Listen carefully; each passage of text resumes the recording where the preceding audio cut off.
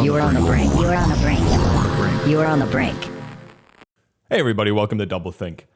Today's guest is Eugene Healey. Eugene is a brand strategy consultant and educator whose recent series of short-form videos documenting the decay of the millennial brand era and subsequent rise of the post-millennial brand era has had massive viral success over the past year. Josh and I came across him and we're really excited to chat. We have a ton of shared thinking around what the hell happened in the 2010s when it came to marketing and brands and where it's heading now that we are in this infinity world inside of social media where we're all kind of brands making our own propaganda.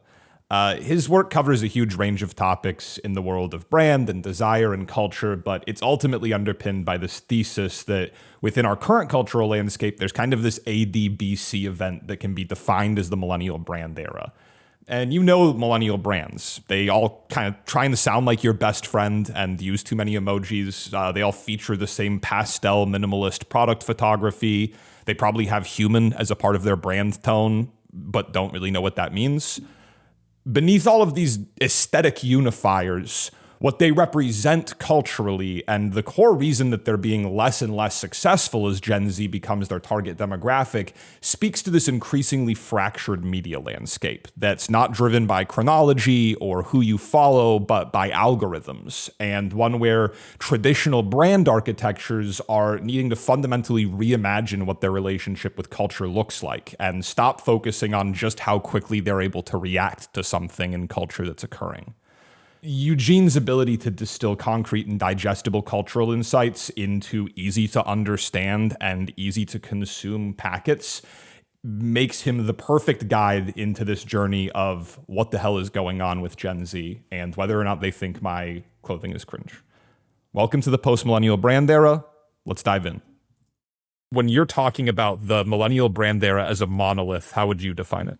It's okay. So first off, I think it was just a term that I kind of came up with on the fly where I was like, there is a cluster of traits that I'm seeing of brands that were distinctly marketed towards millennials. I would say like that is the kind of like defining trait of this era. I would say between 2012 and 2018, millennials that were being marketed to that I would say had a quite significant degree of disposable income, but perhaps not enough disposable income to buy a house. So they had all of this kind of like extra cash swimming around. And then there was also kind of like the tech story and the VC story that was coming up as part of it. And, there were these brands they all lived in slightly different categories, but they all kind of seemed to sell the same thing. There was this idea of disrupting traditional categories. I would say CPG was like the main category that was being disrupted, where it was like, we promise something that strips out the middleman, that is going to be highly aestheticized. So I think that was the thing. It was trying to turn something that was a commodity, your cookware, your razor blades, the stuff that maybe you get at a pharmacy, into something that could be considered like an object of design, your luggage, for instance. And these brands were primarily built through very low-cost, paid digital advertising. And they all were shot with a quite similar, like, photographic creative direction as well, of like the object considered like in its photo, like the beauty of the object against like a pastel background. It was very clean and sharp. It was minimal in the way that it was meant to convey information about the object on screens that at the time between 2012 and 2018 were relatively small and lo-fi. So there was a lot of like stripping out of things. And I would say as well, what was communicated or packaged within that communication as well was an idea of authenticity, was an idea of almost a sentimental return to what brands can be. And I think this is interesting because it also brings in some thinking from a trend forecaster that I follow, Sean Monahan, where he talks about how the millennial era, which also wraps up the purpose era, was actually heavily influenced by the sentimentalism of our parents, which are the boomers from the 60s. And so what we tried to do in this millennial brand era was reconcile a bunch of different things. We know the world isn't going the way that we want it to, but perhaps if we can inject some purpose, some authenticity into the brands, if we can return to I would say in the branding, there was almost an idea of returning to some kind of like bucolic ideal, stripping away the artifice and just showing the human craft that lives underneath. That's what I really think, like almost culturally what the millennial brand era was about, was this idea of we can solve this thing. We can bring social justice. It was very Fukuyama-esque, very end of history love. We can reconcile progressive social values with normative economic values, and we can package these two things up. And together, that's going to be what drives society forward. That's kind of what I think, like, as I have evolved my thinking over the last 6 months, that's kind of what I'm seeing that millennial brand era as. Yeah, that seems pretty accurate. I think it's always really interesting that there's this driving force throughout the 2010s where it feels like it's a generation in the target demographic where they're being advertised to, like, frantically trying to self-actualize through the only outlet they've been given, which is commercialism. But, like, it obviously does not work at all. That's not how self-actualization functions. You can't self-actualize through a piece of luggage, unfortunately. But then also there's something interesting there of that coupled with the fact that it's all happening through performance marketing on social media platforms, where it does almost feel like you're shopping like identities that you could try on per brand, right? Yeah, I mean, if we want to like kind of go ahead to like what went wrong here, I mean, obviously the first and foremost, I think like what went wrong was that we moved up in a competition for attention. And so, I think like there's so many different ways of saying it, like whether it's like an attention death match, we're in a situation of like attention fracking. Now these brands were so static in the way that they approached things. They were so like slow moving, and they really did kind of almost invite you to sort of slow down and live life in a certain way. And then things just got so frenetic around it that messaging started to actually come off as quite naive. I would say that idea of like, yeah, this is the life you can lead if you buy these razor blades. It's like, who's living that way anymore? That kind of like idealized, flip flop tech bro kind of life anymore. It stopped being aspirational. And I think also like the thing that really killed us as well was it felt like a lot of these millennial brands in the iteration, and I recognize that many of these brands are still around and they're doing very well. But at a particular point in time, that narrative was really about look nice, say nothing. When we talked about purpose, aesthetically. Like the social justice thing was something that we believed was a vehicle to selling more stuff because we were told that millennials believed that they shop with they shop their values and we vote with our wallet, etc. And so everything kind of had this sort of aura or energy about it of being purpose oriented. But underneath that, there wasn't really anything else. At the end of the day, like these still functioned effectively like the same CPG companies. And I think once there was that recognition, I would say, like, and particularly once big brands caught on as well. So once it stopped being an aesthetic that was confined to this sort of like D2C new players, and once it started being Pepsi is now making ads about this, Unilever has become the purpose company, now every Unilever brand now has to have a purpose. Like, I think that narrative really started to break apart, and the consumer just really, again, started to look at it as quite dull and naive. So when it comes back to these millennial brands at their height, they're working up until 2018. What do you feel like are some of the most successful examples you can think of? Ones that you would carry forward outside of this singular trend and look at and talk about as being, brands that'll stand the test of time? I mean, I think like the ones that, and I think this is the thing, is like the brands that did it first are still around and they're still successful. Dollar Shave Club was, it got bought for $4 billion and now it lives within the Gillette house. Away is still doing very well. Like Hims is still doing very well. In Australia, you've got brands like July or Go-To Skincare that are doing really well as well. Glossier is still doing great. Like they managed to build They managed to build something that was fit for a particular era, and they managed to hold on to those customers. And they'll, I think they'll probably age all right with their customers moving forward.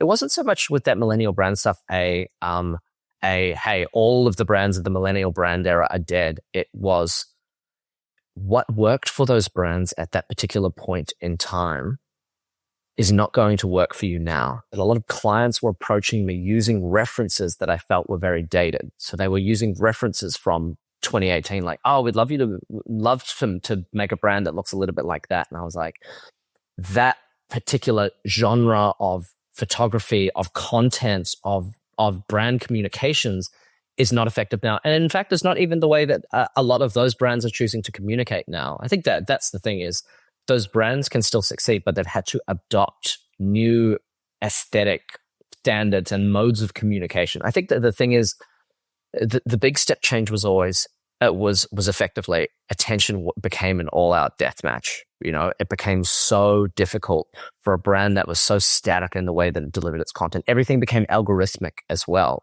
So, we used to work off Instagram feeds that were chronological. So if you post 5 times a day or you post 3 times a day, the person is likely to, if they follow you, is likely to see you 3 times a day. Sure. Now, everything is algorithmic. So it doesn't matter how many times you post. It's only the good content that gets seen. So you are having to gear everything towards a certain degree of like the hooks and this and that. I've got plenty to say about I think we're starting to burn out of that culture as well. So I think we're about to enter almost like a post-algorithmic, calling it like a post-brain rot era too. But yeah, and there will have to be another evolution in the way that we brand build from there. Talk to me about the specific era that we are maybe exiting already, but the post-millennial era that you talk about of trends to be aware of that I guess for you have dominated 2019 to present day, the past 5 or 6 years? The post-millennial era, this is kind of like a pet theory I have, is categorized by a attention landscape that I call the brand as mosaic, whereby there is no single point of origin for how a brand is experienced anymore. So it used to be once upon a time that you knew how a person would come in touch with your brand. Most likely they would see a 30-second TV advert, or, they would see a paid ad that you saw on Instagram, and you were able to communicate the brand values through that. The reality is now the media landscape is so fragmented that there's no point of origin for the way that a brand is seen or experienced anymore. It's discovered in a million fragments that's mediated through curators, gatekeepers, through algorithms. And so you've got all of these tiny little fragmented moments. And the key is basically every single one of these moments needs to be, it needs to function on its own independently. And it has to build to something more significant in the aggregate. Like if you think about this in comparison to the way that like a traditional ad agency built brand might go, it would be, we come up with a script for the 30-second TV spot. We art direct that script. We release that TV spot. We fragment that down into a bunch of different channels, and then we do our social cut downs towards the end. But it follows like a linear pathway down and out. If there's no point of origin, then your brand has to actually be built bottom up, like boots on ground through all of these different channels. And so that I would say is what the post-millennial era is about, is basically like, how do I test an idea for scalability? So like, what does it look like for me to do if I have a brand strategy that's around being helpful, for instance? What's like 100 different ways that I can show being helpful that is simple enough to be fragmented across all of these different cultural contexts, all of these different tone of voices that a brand is experienced in, because it's now, it's not just one person that's saying it, it's like 60 different creators that are saying it. And all of these moments basically working, telling a slightly different story. But when you pull back and you see it in the aggregate, when you see the mosaic of this, that's where the brand equity and the brand associations are actually built. That's incredibly interesting. It makes me, we've been having a conversation that's very, very close to this about how to think about campaigns on a level that's basically the same core idea of the 30 down into every single little channel where the idea exists, where it's getting repeated and stripped away is no longer functional. I think part of what we've been talking about, we were just at Sundance, and there was a brand storytelling conference we were at, and I heard multiple people say like brands are a story, and like I want to challenge that and say that like it seems like brands are a character that needs to like attach itself to many different stories. And then to your point, like it as a character, then people start to get a view of it and then decide, oh, hey, that's a character that I want to be part of my story. Yeah, I think, it's funny because I used to explain it as brand as story as well, particularly in my lecture theater. Like that's kind of what that idea was built around. But I think, and again, I think we need different metaphors for the way that we explain brand, because brand as story assumes a certain level of linearity in the way that a brand is experienced. Totally. Like, again, this strategist that I follow, Joe Burns, he said, a brand isn't a story. A story has 3 beats. It has structure. It has a conflict and a conflict, a setup, a resolution. It has multiple characters, etc. He said, no, a brand is a spectacle. A brand is, and I think he lives more in the world of ads, but he's basically saying the role of an ad is to put on a show. It's not just to tell a story. Sometimes it doesn't have to have that structure. It just needs to be able to communicate some level of excitement or glamour. And I felt like that was interesting to look at it, even from an ad perspective of like, I think that we say a brand is a story because we want to be known as storytellers. I think we say a brand is a story because I said this to one of my friends. I was like, I became a brand strategist because I was too cowardly to be an author. I decided that I wanted to live a nice life and work in a field that was closer to commerce. And I've kind of often said that of, if you are not willing to take the risk to be an artist, you shouldn't get to use that title. Yes. I'm glad you're bringing this up. It was something that you mentioned a couple times in the stuff I was looking at that really resonated with me of like, I feel like a lot of people in our industry have this fundamental unwillingness to recognize that they sacrificed that journey for comfort and still want to feel like they are like on the bleeding edge of culture or capable of being someone who is like a tastemaker within the cultural world, when that's just not the real, you had to go risk being a bartender in Brooklyn until you were 48 if you wanted to do that. You don't get to go have the comfy job and then also pretend that that's the place that you occupy. Yeah, like absolutely. And I do think that there are people that are in adjacent industries that are quite deep within culture. Like I said, like a lot of trend forecasters that I follow, I'm like, you're plugged into what's happening, but you're effectively a reporter on that culture. Yes, exactly. There's a difference between being the weather and being the weatherman. And I think that that's an important, like, it's good to be someone who can see what's happening and can say, hey, are you noticing that this thing is evolving and growing? I'm going to apply a name to it. But that's not, you're not pushing forward what is actually occurring or shifting. So if we're talking about this brand as mosaic, almost kind of like a Big Bang type situation for how brands enter your life, of just suddenly the continuum of the universe is there. It explodes from nothingness into this huge complex tapestry.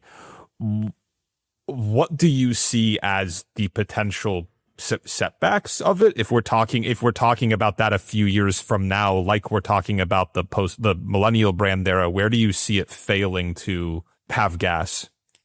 Yeah, I mean, look, the thing that comes at the end of it is like, what happens when people burn out on this type of media? We moved into a model which is so based around attention and attention at all costs, that people started to, the KPIs, the metrics of effectively what was worth doing, were skewed by that. Like I had I've been saying this to a couple of people, like Demure and Mindful was a really important moment for me last year because it was so quickly hopped on by brands. We're talking a day, 2 days, like brands evolved to get closer and closer to culture at its point of origin.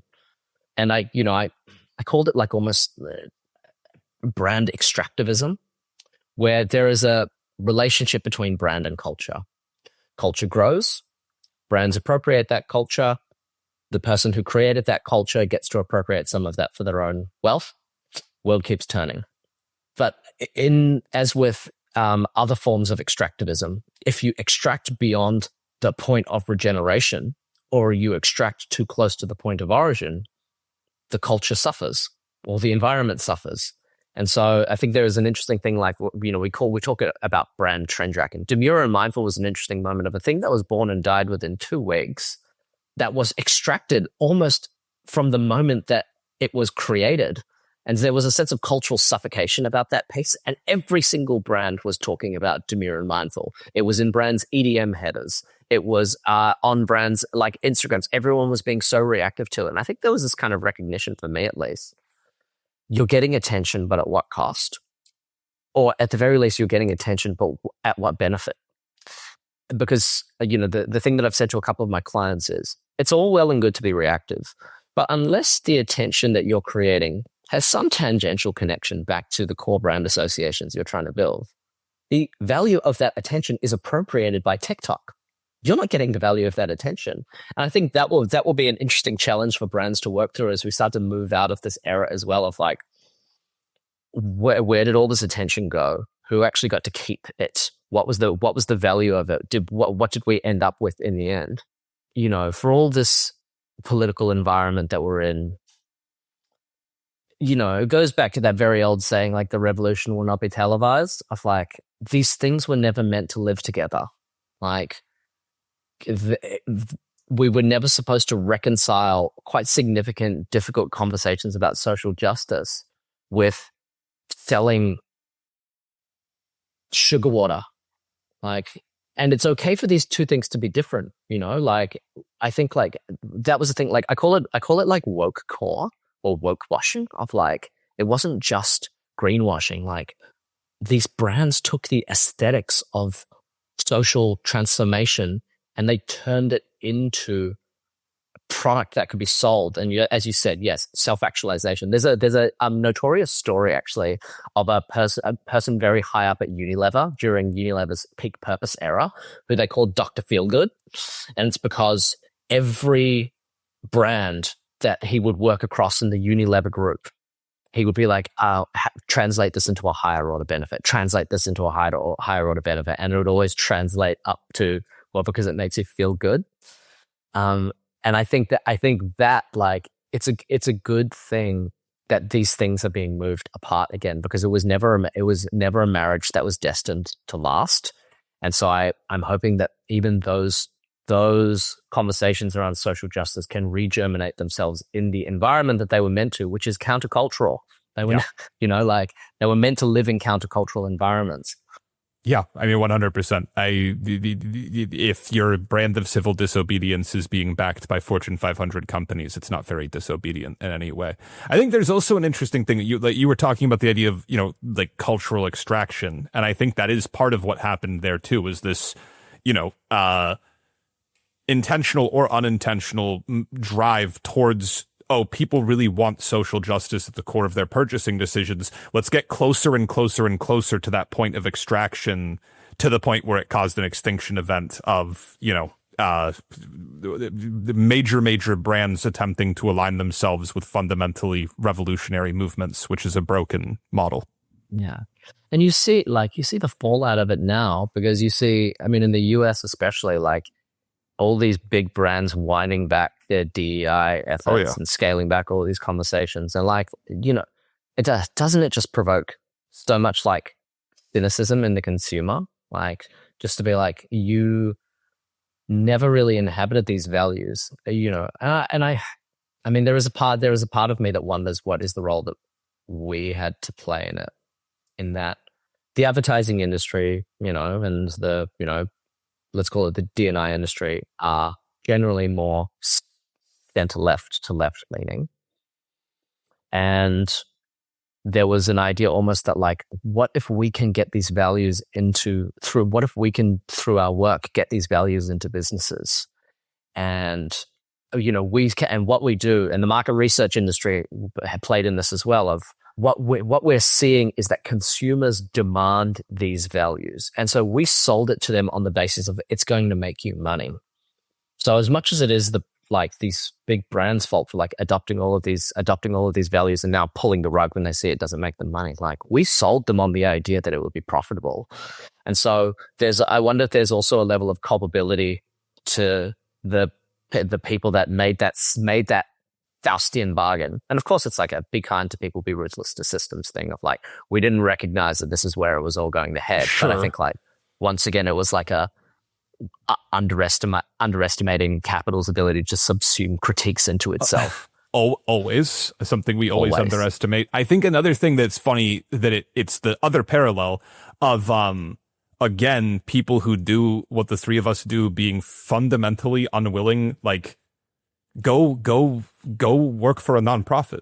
I don't like it's not what you like recognize what you do and what its role culturally is. It's the same thing as trying to be the people who are making culture, but it's the people who are driving social change, right? And being like, well, can we enact that through this? I'm really tired of making billboards. Can I do that instead? Well, I'd say the devil's advocate of this, though, is the brands have the giant deep pockets and the nonprofits don't. So you want to get into that well of resources and apply it towards, like, I think it makes sense, the logic of saying, get Nike to pay for it, not the under-resourced nonprofit.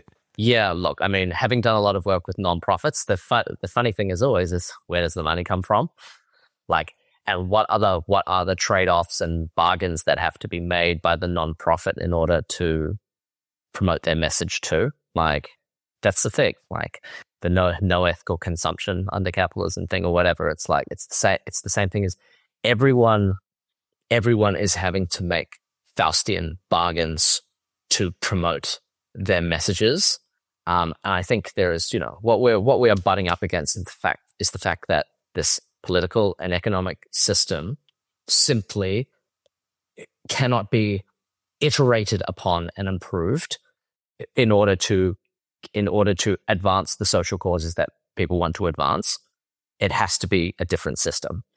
I think that's the thing. It's like, and I'm not trying to fucking act like this is like a revolutionary way of thinking. I think it's actually like quite a basic conclusion to draw from what we've seen over the last 15 years. But unfortunately, just because it's a basic conclusion, it doesn't make it any easier. Yeah, I mean, go on. I guess my argument for nuance would be that we have a tendency to fall into these sweeping labels of systems and binaries or whatever, where it's like, I do think there's like tangible things you can do, right? I can understand why when we're in the system we're in, why there's a desire to go to that deep well of resources and apply it to these causes. I think one of the big themes of like our first season of This Is Propaganda is the fact that we have become so used to all of this constant co-opting, right? And this constant, like, everything is serving some sort of role of selling us something. That does, to me, the deeper issue is how much that chipped away at our sense of hope, our sense of like vision for a future and being able to see it. That was probably the biggest harm. I don't necessarily think there was harm in getting big corporations to put money towards advancing causes. People benefited from that. LGBTQ rights moved very rapidly over the last 30 years, and brands played a role in that. But yeah, where we are today of everybody feeling so disillusioned, I do think is the byproduct of knowing we're constantly being sold to and not seeing anything at the other end of the rainbow, so to speak. I think another layer of depth to it is it feels kind of like the conversation around, to bring in an immediate political flashpoint as an allegory, it feels kind of like the conversation around like policing, of like you want this one role in society to be doing all of these different things that are maybe just too many things to ask from a single entity. And it feels like when we wrap up social justice within major brands, we're doing the same thing, where it's like, I think something brands are amazing at when it comes to social justice is really, really rapidly moving like moral relativism to a tipping point, because so many communications around brands make up so much of just what you see as like the cultural milieu, that it can be really good for that. But when it comes to being like the agitating component of a social change, that feels fundamentally ineffective. My hope is that we're moving into an era of brands where you can't perform tokenistic expressions of subcultural alignment, you're actually going to have to be as close as possible to an authentic member of that community to represent that community authentically. You may have to staff your business with the right types of curators that are actually like, no, on brand means this. You need to behave like this. Like that will do this kind of like internal tut-tutting and be like, this is the way forward. So like that's the kind of thing that excites me for this next thing is like, you could, like we're really sick of lip service. If you want to play, like you've got to be.